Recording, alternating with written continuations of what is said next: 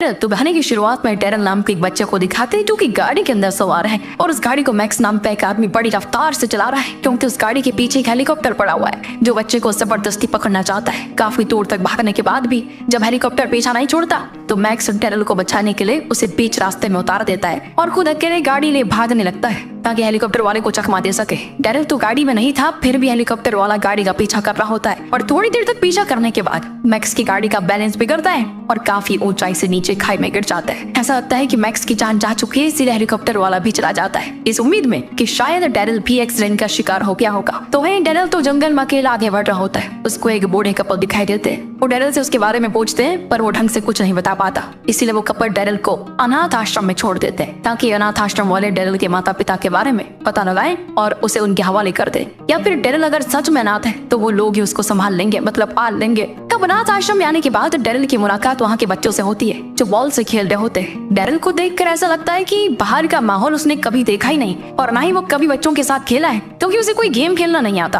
बाकी बच्चे भी हैरान रह जाते हैं कि बड़ा ही अजीब इंसान है, कभी गेम नहीं खेला इसने, बताओ। अनाथ आश्रम में दोस्तों डेरल के सारे टेस्ट वगैरह किए जाते हैं कि मतलब उस पर कोई दिमागी प्रॉब्लम तो नहीं है। एक आंखों का डॉक्टर डेरल से बोर्ड पर लिखी चीजें पढ़ने को कहता है तो डेरल एक सेकंड ही देखकर सारी चीजें पढ़ लेता है। उनमें से कुछ तो बहुत ही छोटी राइटिंग में लिखे होते हैं। डॉक्टर खुद भी हैरान रह जाता है कि इतनी जल्दी इतनी दूर की सारी चीजें कैसे दिखाई थी इसको। इसके बाद आश्रम में एक ऑफिसर आता है, वो डेरल के बारे में ही जानने के लिए आया हुआ था। डॉक्टर्स उसे बताते हैं कि डेरल के साथ शारीरिक कोई प्रॉब्लम नहीं है लेकिन मानसिक हो सकती है, शायद किसी तरह का गहरा सदमा लगा होगा उसको, तभी इसको अपने माता पिता की याद नहीं है। इसे हम शॉर्ट टर्म मेमोरी लॉस भी कह सकते हैं। थोड़े दिन के बाद बाकी लोगों के साथ घुल मिलकर रहेगा तो अपने आप सारी चीजें याद आ जाएंगी। इसीलिए दोस्तों वो ऑफिसर डेरल को एक फॉस्टर होम में लेकर जाता है। असल में दोस्तों ऑफिसर डेरल के माता पिता के बारे में जानकारी निकालने की कोशिश में लगा हुआ है, लेकिन जब तक जानकारी नहीं मिल जाती तब तक उसे फॉस्टर होम में रखना पड़ेगा। अब ये फॉस्टर होम रिचर्ड और जेनी नाम के कपल चलाते हैं। ये दोनों आने वाले कुछ दिनों तक डेरल का ख्याल रखेंगे। कुछ दिनों में डेरल के माता पिता मिल गए तो ठीक,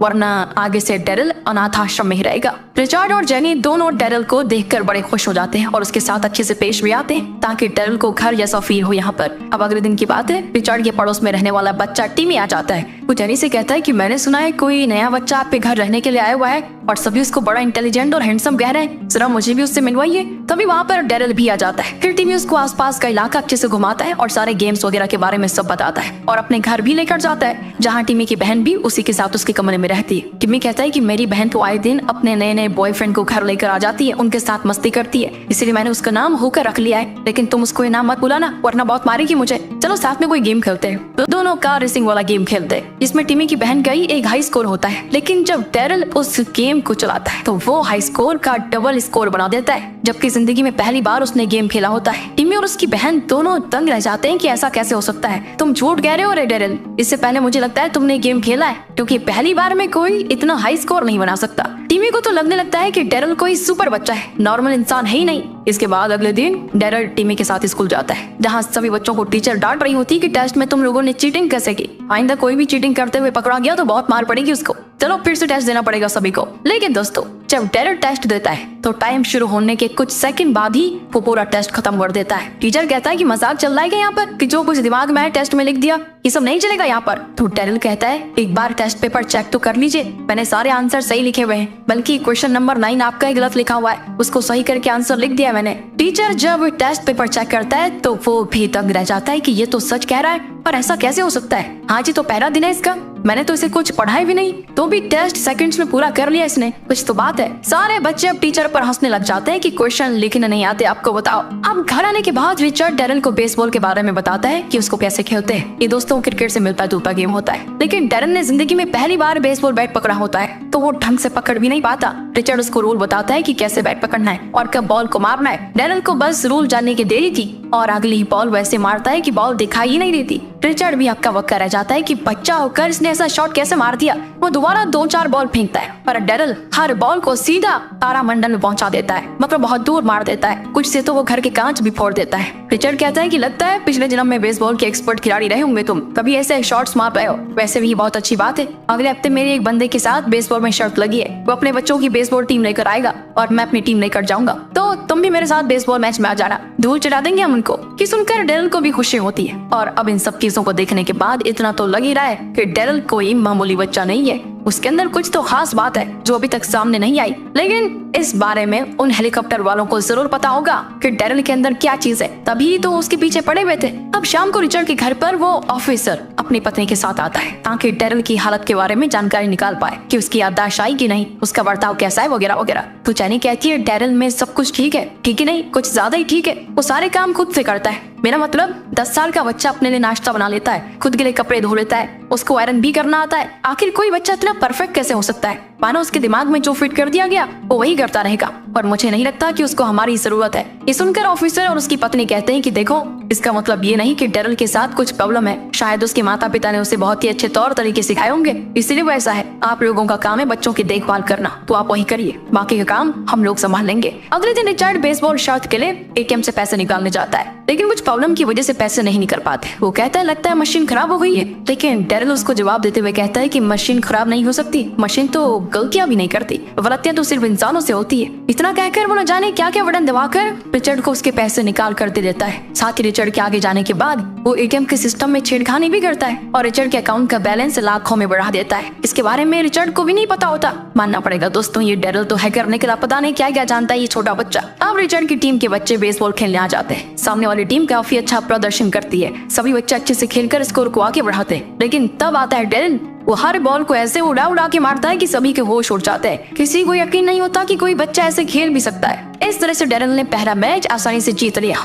इससे रिचर्ड के साथ साथ डैरिल भी बड़ा खुश होता है और वो खुशी खुशी जेनी से भी बात करने आता है, लेकिन वो थोड़ा सा टेंशन में होती है डैरिल के बारे में सोचकर कि वो इतना अच्छा बच्चा है, मतलब कैसे कर पा रहा है वो ये सारी चीजें, ये जेनी के दिमाग में होती है। और दोस्तों, जेनी और रिचर्ड को उनका बच्चा नहीं हुआ था, तो वो हमेशा कोशिश करते हैं फॉस्टर होम में आए बच्चों को अडॉप्ट करने की। और ऑफिसर ने उनसे कह दिया था कि अगर डैरिल के माता पिता नहीं मिलते और डैरिल उनके साथ घुल मिल जाएगा तो वो हमेशा उनके साथ रह सकता है। लेकिन जेनी को तो यही टेंशन है कि जब डैरिल हर काम में परफेक्ट है तो हमारे साथ रहना क्यों चाहेगा, उसे हमारी क्या जरूरत होगी। अब जेनी की बात करने के तरीके से डैरिल समझ आता है कि जेनी उससे नाराज है। इस चीज से वो काफी ज्यादा उदास हो जाता है। किमी कहता है कि क्या हुआ, बड़ा उदास लग रहा है, तो डैरिल उसको सारी बातें बता देता है। किमी कहता है कि भाई सही तो कह रही है जेनी, बच्चे शरारती होते हैं, काम बिगाड़ देते हैं, थोड़ी बदतमीजी भी करते हैं, ऐसे बन फिर सभी खुश हो जाएंगे। और ये बात डैरिल के दिमाग में बैठ जाती है, इसीलिए जब अगला मैच होता है तो उसमें वो अच्छे से खेलता ही नहीं, जिससे टीम हार जाती है। डैरिल ने इस तरह से काम बिगाड़ दिया था कि रिचर्ड भी हैरान रह जाता है कि अचानक से इसको क्या हो गया।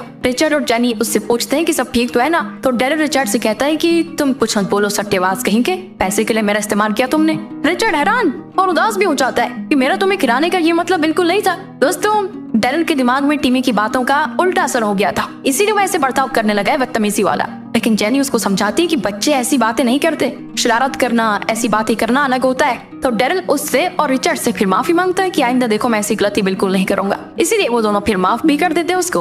अब अगली सीन में अनाथ आश्रम वालों को डैरिल के माता पिता के बारे में कुछ पता चल जाता है, जिन्होंने डैरिल के लापता होने की कंप्लेंट भी दर्ज करवाई थी। उनके पास कुछ फोटोज भी होती हैं डैरिल के साथ की, कि देखकर रिचर्ड और जेनी उदास हो जाते हैं कि शायद अब डैरिल उनसे दूर चला जाएगा। रिचर्ड डैरिल से कहता है कि तुम्हारे असली माता पिता मिल गए हैं बेटा, उनके साथ जाना और हमेशा खुश रहना, कभी हमारी याद आए तो मिलने आ जाना, तुम्हारा हमेशा वेलकम रहेगा हमारे घर पर। ये सुनकर डैरिल भी इमोशनल हो जाता है, लेकिन उसको अभी तक नहीं पता कि उसके माता पिता कौन है। जब उसके माता पिता उसके घर आकर पूछते हैं कि डैरिल हमें नहीं पहचान रही क्या तुम, तो डैरिल कहता है कि अच्छे से याद नहीं आ रहा, लेकिन ऐसा लगता है कि शायद मैंने आप दोनों को कहीं देखा है। ये सुनकर रिचर्ड और जेनी समझ जाते हैं कि शायद ये दोनों ही डैरिल के असली माता पिता हैं। याददाश्त कम होने की वजह से वो ठीक से याद नहीं कर पा रहा। टिमी तो गुस्से में डैरिल से मिलने भी नहीं आता कि अब डैरिल मेरे साथ खेलने कभी नहीं आएगा तो मैं उसको गुड बाय भी नहीं कहूंगा। इसीलिए डैरिल भी बिना गुड बाय कहे वहाँ से चला जाता है। उसके माता पिता एयरपोर्ट आकर उससे प्राइवेट प्लेन में सवार कर देते हैं, जहाँ वो पायलट से बात करने लगता है कि अंदर बताओ ना प्लेन कैसे चलता है। तो पायलट फिर कुछ इंपॉर्टेंट चीजों के बारे में उसको बता देता है। इतना ही सुनने की देरी थी कि दोस्तों आपको पता ही होगा आगे क्या होगा।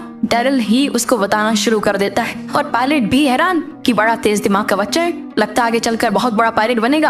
तो वहीं प्लेन के अंदर डैरिल के माता पिता आपस में बात कर रहे होते हैं कि हमें यकीन नहीं होता इतना बड़ा मिशन हमने इतना आसानी से पूरा कर लिया, ये तो महज इत्तेफाक था और यही इत्तेफाक ने हमारी मुसीबत आसान कर दी। इसके बाद सभी वहाँ से एक साइंस लेबोरेटरी में जाते हैं और यहाँ दोस्तों रिवील होता है मूवी का मेन प्लॉट। तो असल में दोस्तों डैरिल जो कि इतना इंटेलिजेंट बच्चा है वो कोई इंसान नहीं बल्कि बहुत ही ज्यादा एडवांस्ड रोबोट है, जिसे कुछ साइंटिस्ट ने मिलकर बनाया है। और इन्हीं साइंटिस्ट में डैरिल के माता पिता भी शामिल हैं। इनका नाम है जेम्स और मेगन। उन्होंने दुनिया में ये फैला दिया कि हमारा बच्चा खो गया है डैरिल नाम का, उसे ढूंढने में हमारी मदद करो। अनाथ आश्रम वालों को जैसे इसके बारे में पता चला वो खुद दौड़े दौड़े जेम्स और मेगन के पास आए मूवी की शुरुआत में मैक्स ने डेरिल को इसी लेबोरेटरी से भगा लिया था और हेलीकॉप्टर में लेबोरेटरी वाले उसको ढूंढ रहे थे। उनको पता था गाड़ी खाई में गिरने के बाद भी डेरिल मरेगा नहीं, क्योंकि वो एक मशीन है। इस तरह से जब डेरिल ने पहली बार मीगन और जेम्स को देखा तो उसको हल्का हल्का लगा कि शायद उसने इनको कहीं देखा है, क्योंकि यही दोनों ने तो उसको बनाया था।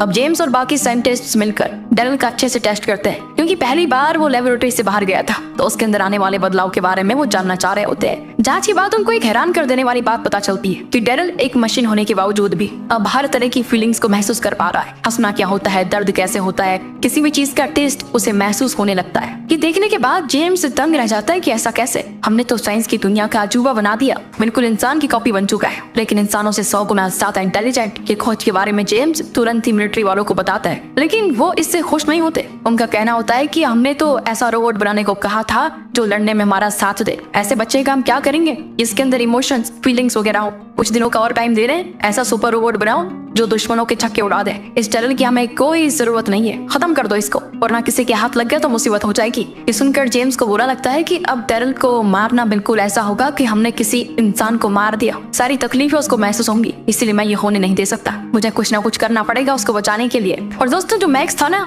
वो इसीलिए डेरिल को लेबोरेटरी से बाहर लेकर जाना चाहता था कि वो एक इंसान की तरह अपनी जिंदगी गुजारे। लेबोरेटरी के अंदर रहकर उस पर काफी तरह के टेस्ट होते हैं और मिलिट्री वाले उसे हथियार के तौर पर इस्तेमाल करते हैं। इसीलिए डेरिल को बचाने के लिए मैक्स उसे भगा कर लेकर गया और इस बात का एहसास जेम्स को भी हो जाता है। साथ ही उसने डेरिल को दिन रात की मेहनत से बनाया भी था, जिसे वो अपने बेटे की तरह मानता था। इसीलिए वो उसे बचाने के लिए रिचर्ड, जेनी और टिमी तीनों को लेबोरेटरी बुला लेता है और वहां आकर वो डेरिल की सच्चाई उन्हें भी बता देता है, जो सुनकर वो लोग भी हैरान, उन्हें तो यकीन ही नहीं होता कि डेरिल एक रोबोट है। तो उन्हें यकीन दिलाने के लिए जेम्स टिमी से कहता है कि हमने डेरिल की मेमोरी कंप्यूटर में फिट करके रखी हुई है, कोई ऐसी बात जो सिर्फ तुम दोनों जानते हो वो उससे पूछो और देखो कि ये कंप्यूटर उसका जवाब देता है या फिर नहीं। टिमी सवाल तो कर नहीं पाता तो कंप्यूटर में से डेरिल ही टिमी से पूछ लेता है कि ये हुकर क्या होता है जो तुम अपनी बहन को इस नाम से चिढ़ाया करते हो। ये सुनकर टिमी समझ चुका था कि जेम्स बिल्कुल सही कह रहा है। अब जेम्स सभी से कहता है कि मिलिट्री वाले चाहते हैं कि डेरिल को मार दिया जाए, लेकिन मैं ऐसा होने नहीं दूंगा। मैं देखना बड़ी सावधानी से डेरिल को लेबोरेटरी से बाहर निकालूंगा, उसके बाद प्लीज आप लोग उसका ख्याल रखिएगा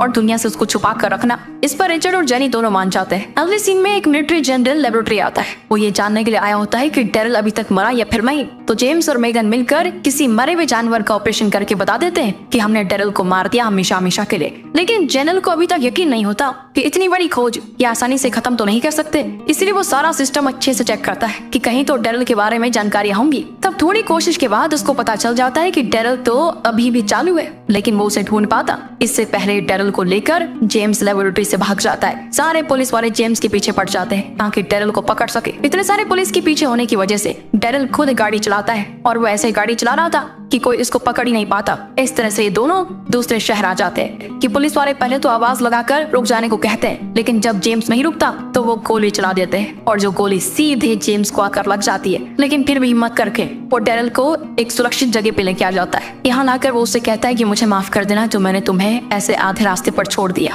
आगे का सफर तुम्हें खुद तय करना होगा। पिता नहीं हूँ तुम्हारा, लेकिन बेटे जैसा जरूर मानता हूँ तुम्हें। इतना कहकर बेचारा जेम्स अपना दम तोड़ देता है। डेरिल में फीलिंग्स तो आई गई थी, उसको भी एहसास होता है कि किसी अपने के जाने पर कैसा लगता है। अब रात को डेरिल एक मिलिट्री कैंप पर चुपके से घुस आता है और इमरजेंसी अलार्म एक्टिवेट कर देता है चुपके से, जिससे सारे सोल्जर्स में अफरा तफरी मच जाती है। और इसी मौके का फायदा उठाकर डेरिल तुरंत फाइटर प्लेन के हैंगर में घुस जाता है और वहां से एक फाइट प्लेन को चालू भी कर देता है, क्योंकि वो था तो एक रोबोट और पायलट से कुछ इंपॉर्टेंट चीजें उसने सीख भी ली थी, तो ये प्लेन चलाना उसके लिए कोई बड़ी बात नहीं थी। सारे सोल्जर्स हैरान कि भाई साहब क्या हो रहा है, फाइटर प्लेन कौन चलाकर भाग रहा है। चेक करने पर पता चलता है कि ये तो डेरिल ही है जो प्लेन को लेकर भाग गया। वो कई बार संपर्क करके डेरिल से कहते हैं कि प्लेन को लेकर वापस आ जाओ, वरना हमें मजबूरन प्लेन को विस्फोट करना पड़ेगा। लेकिन डेरिल एक नहीं सुनता, उल्टा वो कैमरे पर च्युइंगम चिपका देता है, जिसकी मदद से सभी उस पर नजर रखे हुए थे। ये सब देखकर सभी एक मिसाइल छोड़ देते हैं जो करीब 6 मिनट में प्लेन को हिट करेगा। लेकिन फिर भी डेरिल सुनने को तैयार नहीं होता। वो वॉकी टॉकी से टिमी से संपर्क करके कहता है हमारे घर के बाहर जो लेके वहां पर आ जाओ,